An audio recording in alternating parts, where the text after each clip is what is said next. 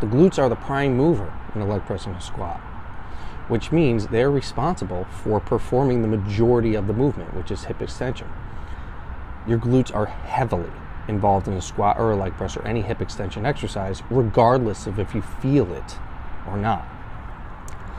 And I've got bodybuilders, idiot coaches, unconsciously incompetent personal trainers who are designing exercises based on feel, when feel during an exercise is almost irrelevant. For instance, an exercise where you put a muscle in a stretched position or passive insufficiency, you're going to feel that a lot more. For instance, doing drag curls. I saw on Charles Glass' Instagram, he was instructing a female bodybuilder on drag curls. There's no reason to do a drag curl, and the only reason you feel it more is because you're putting your biceps in passive insufficiency, in a stretched position. Ideally, you don't want to work any muscle in a stretched position. Another example is a lunge. You may feel it in your glutes more in a lunge, and it's simply because you're putting your hamstrings in passive insufficiency during it. And also because your pelvic bone is grinding against your glute muscle because of the position ring. Doesn't mean it's more effective glute exercise.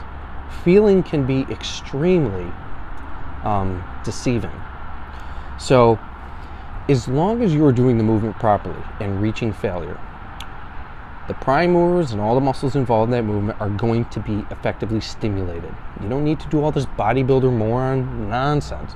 Changing angles, working muscles in a stretched position, working them in a more contracted position to get them to respond better simply because you feel them there more. No, this is nonsense. This is just people who don't understand biomechanics and physiology.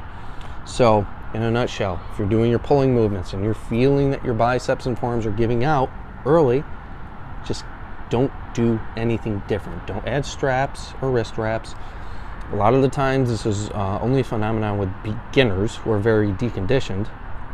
Over time, you will notice that it will kind of dissipate, but you will notice on pulling movements that your biceps become extremely fatigued.